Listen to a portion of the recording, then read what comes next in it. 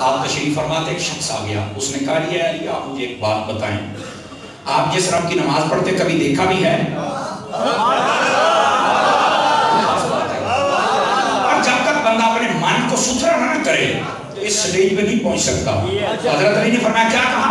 وہ کہتا ہے کبھی دیکھا؟ فرمایا کبھی والا کیا مسئلہ ہے؟ علی جب تک جلوے نہ دیکھے سجدے سے سر اٹھاتا ہی نہیں ہے۔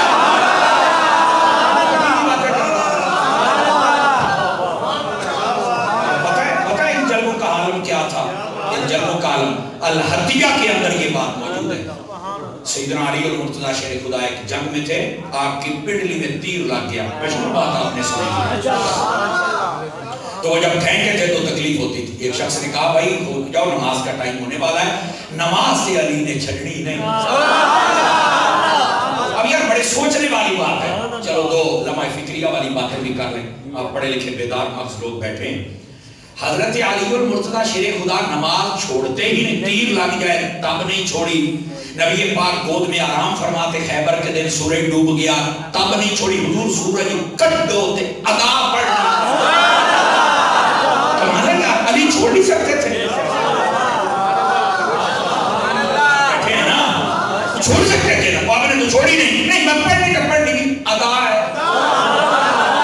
یہ کیا مطلب ہے؟ اب سن لیجیے اہل سنت کے احباب، غور سے سنا کریں یہ مسائل۔ اگر حضرت علی ایک نماز چھوڑ دیتے تو کوئی کہہ دیتا دیکھو علی کو تکلیف انہوں نے چھوڑ دیا، سانو میں تو کیڑی گل ہے کہ جی علی کی ایک نماز چھوٹ گئی ہے تو ساڈی چھوٹ گئی تو کیڑی گل ہے؟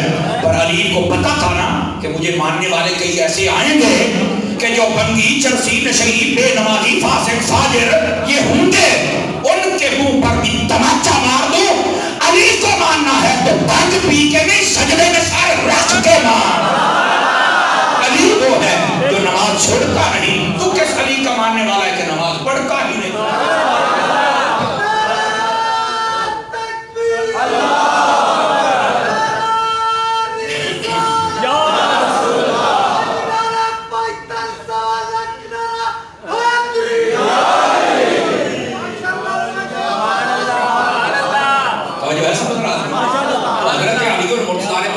سے ثابت کر دیا کہ ہم تو نماز نہیں چھوڑتے ہیں، اور پنڈلی کے اندر تیر لگا ہوا ہے، فرمایا ہم تو پڑھیں گے بھائی۔ اب جب نماز شروع کی نا تو ایک نے تیر کھینچ لیا اور ایسے آج کہتے ہیں جیسے مکھن سے کوئی بال نکالتے ہیں یا روئی میں سے کوئی چیز کھینچ لیتے ہیں، مطلب ہمارا بھی گوشت چڑھ گیا تو چھکن لگے آپ کو جناب پڑا اور جب انہوں نے نماز پڑھی تو بعد میں دیکھو یہ تو نے کہا وہ ہم نے کھینچ لیا، اور وہ یار میں تو پتہ ہی بولی کہاں پر علماء کرام نے قلم اٹھایا۔ وہ کہتے ہیں حضرت علی جب پڑھتے تھے نا تو جلووں میں ایسے موم ہوتے تھے کہ جو جسم تھا نا یہ موم کی طرح نرم ہو جائے گا۔ تو میری جان اصل بات یہ ہے، حضرت علی اور مرتضیٰ کا ذکر کرنا تو ایسے کر، حضرت علی کی سیرت بیان کر، حضرت علی کی شان بیان کر۔ سنو یہ بات بڑی خاص آپ کی خدمت میں عرض کروں، خدا کی قسم جب لوگوں کو پتہ چل جائے نا حضرت علی کی شان کیا ہے، معاشرہ اتنا خوشبودار ہو جائے گا آپ نے سوچا تک نہیں۔ آپ کہتے ہیں مولانا وہ کیسے؟ ادھر دیکھو نا یار، بندہ علی کا نام لے، بنگی ہو، چرسی ہو، نشئی ہو، ہر کمینی حرکت اس میں ہو، کجریاں بلائے اپنے پاس نچوائے اور جشن علی کروائے، جشن کلندر۔ اور میں نے کہا ایک مرتبہ اس فقیر حقیر کی بات بھی سن لے، اپنا دشمن نہ سمجھ، اگر تو سمجھتا ہے کہ اس نے دین پڑھا ہے تو پھر شان ہے۔ حضرت علی فرماتے ہیں اگر کوئی بندہ شراب کا ایک پیالہ نہر میں پھینک دے اور وہ پانی چلتے چلتے ایک چھوٹے کھارے میں آ جائے جس کو آپ مینڈر کہتے ہیں، چلتے چلتے کسی فصل میں لگ جائے، وہاں سے گھاس اگے، وہ گھاس کوئی گھوڑا کھا لے تو فرمایا علی اس گھوڑے پر بیٹھنا بھی پسند نہیں کرتا۔ سنی بولے جنہاں دے ہاتھ آپ نے جا کے بولے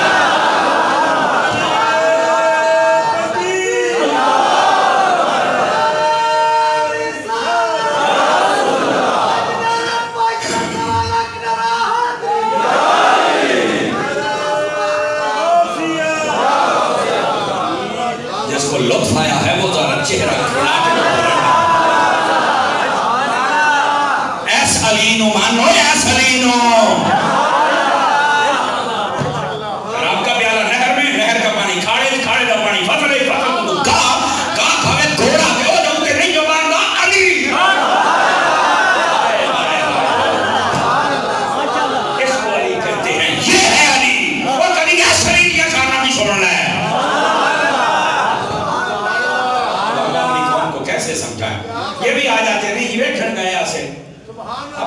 اجازت دی دیکھنے کی بھائی؟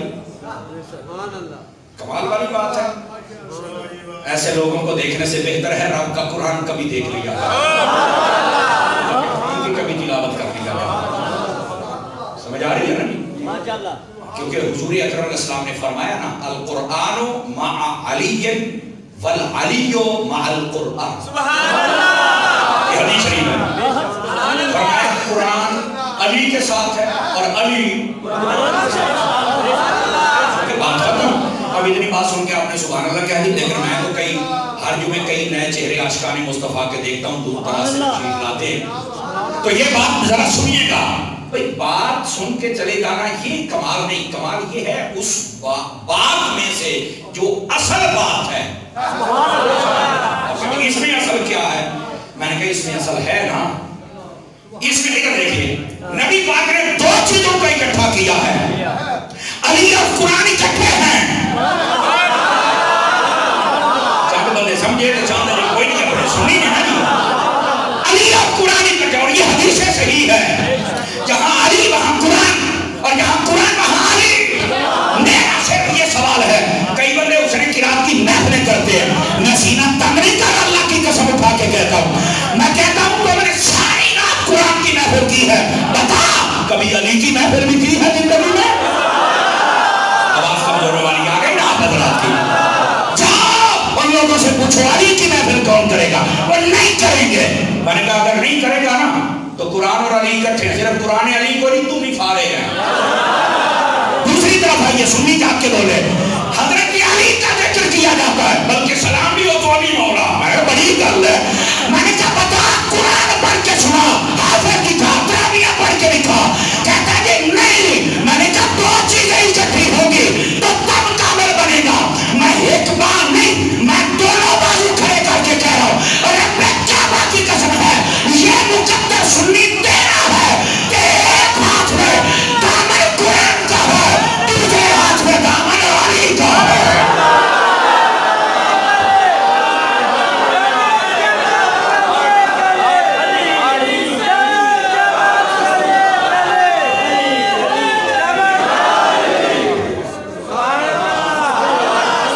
سنی کو سمجھ آئیے بولے تو صحیح نہیں. میں کیا کہہ رہا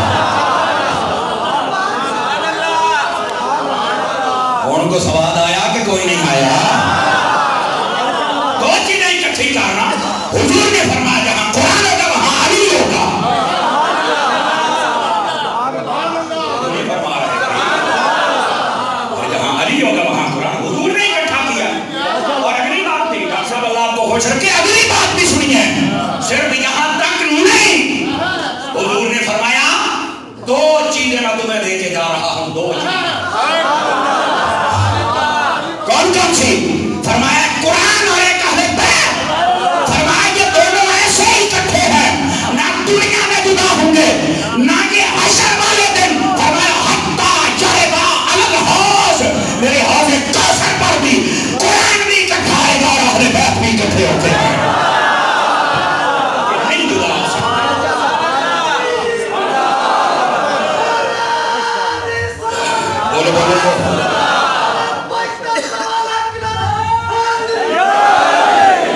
بات سمجھ آئیے کوئی نہیں آئیے؟ اور یہ قرآن اور علی پتہ کیسے اکٹھے ہیں؟ غور سے سننا.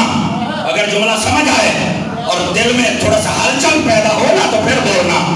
شاہ ولی اللہ موٹر سے دل بھی ازالت الخفا میں لکھتے ہیں علی وہ شخص ہے گھوڑے کے ایک رکاب میں پاؤں رکھتا ہے تجھے قرآن شروع ہوتا ہے، جب دوسرے میں پہنچتا ہے تو قرآن ختم بھی ہو جایا کرتا ہے. میں نے چند دن پہلے ایک جگہ پہ یہ بیان کیا تو پرچی آ گئی، کہہ رہے مولانا صاحب یہ بات سمجھ میں نہیں آتی. میں نے کہا بیٹا اسی لیے تو یہ بات ہے کہ تیری سمجھ میں نہیں آتی، کیونکہ یہ کرامت ہے اور کرامت کبھی سمجھ میں آ سکتی اور جو نہیں نہ فرما رہے بات تو جب ہے ہی کرامت تیری سمجھ میں کیسے آ جائے. اس لیے تو یہ بات سچی ہے کہ تیری سمجھ میں نہیں جاتی. تو میں کہہ دیا علی کی گال سمجھ نہیں ہوتی تو علی دل میں سمجھ آ جا.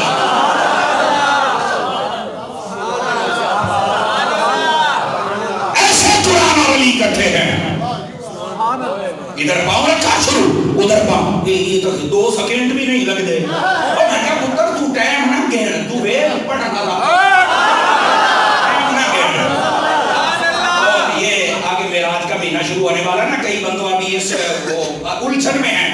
وہ جی نبی پاک کہا کہ 7 آسمان ہے, بظاہر تو کوئی سراغ نہیں تو کیسے چلا جائے. میں کیسا لکھے ماشاءاللہ کیا کہہ رہا ہے.